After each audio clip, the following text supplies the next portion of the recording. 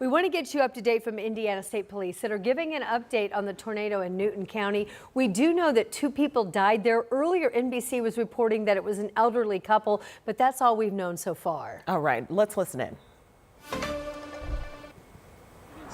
Many more homes have been damaged that are not in this number.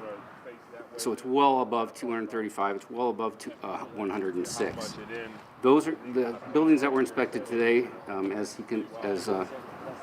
incident commander will say, we're in the direct path of this tornado when it was on the ground. So there's other buildings that, the winds, not necessarily from the tornado itself, but the winds and everything that sustain damage, other trees that are fallen. So there are other residences and buildings and businesses that do have damage that are not in this stat today. So these are relatively conservative numbers. There were 7 hazmat incidents identified. The definition of a hazmat incident would be anything from a propane tank that was damaged in the storm to gas leaking to diesel leaking. So those 7 had to be handled as well and secured. 4 areas couldn't be accessed due to blocked roads and had to be navigated by foot, or we could not access them at all due to NIPSCO not allowing first responders or searchers to go in due to it being unsafe. So that slowed down efforts quite a bit as well. So I do have some statistics from NIPSCO.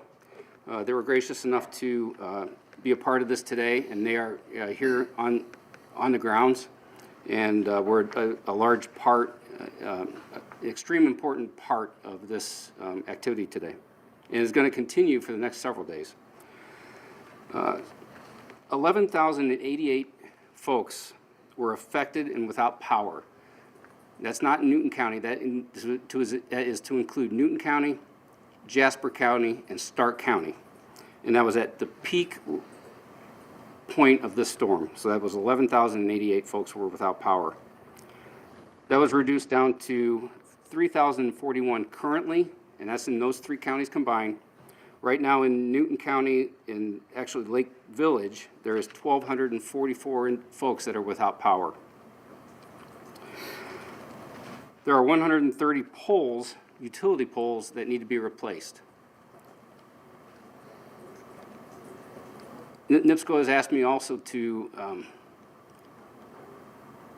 ask folks to avoid any power line you see on the ground. Always assume that that is a live wire. Never assume that it's safe. You may see a car drive over a wire.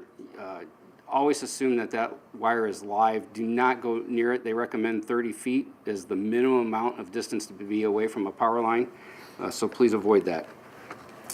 I also wanted to share for folks their website. If you go to their website, nipsco.com, they've asked folks if you go to that website, you can go there. There's a yellow banner across the top of their website. If you click on that banner, that will take you to the outages, and you can see in your community how many folks are without power, and they also have updates. The next update is going to be at 5 o'clock Central Standard Time, and they will be doing an update on their current outages, what their plan is, and additional information there. So with that, I will introduce our incident commander, and he will introduce himself.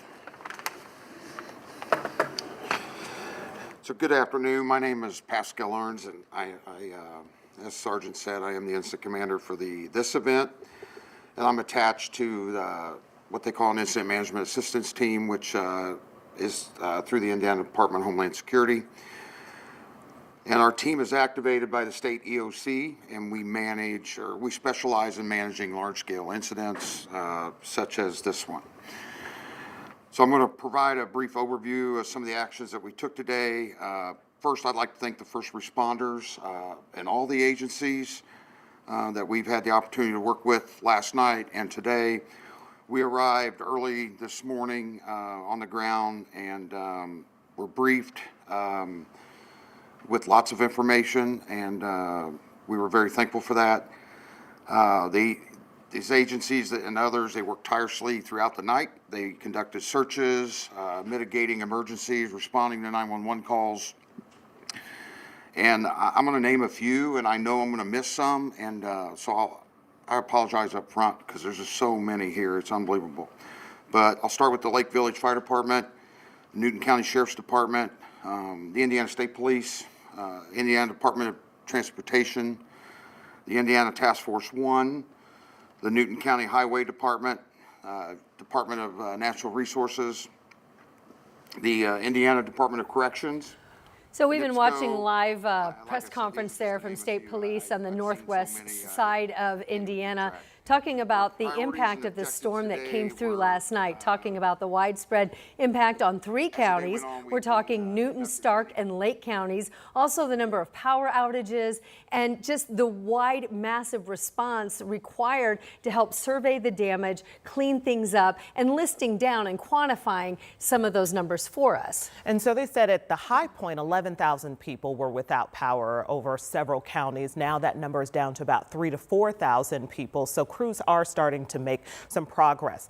Now, as the cleanup continues, they're also dealing with changes in the temperature. So not only has it been raining all day, these crews would also, and residents would also be facing some dipping temperatures as well. Yeah, it's just so frustrating because we know when you have damage like that, and a lot of times it's like windows are blown out or roofs are blown off.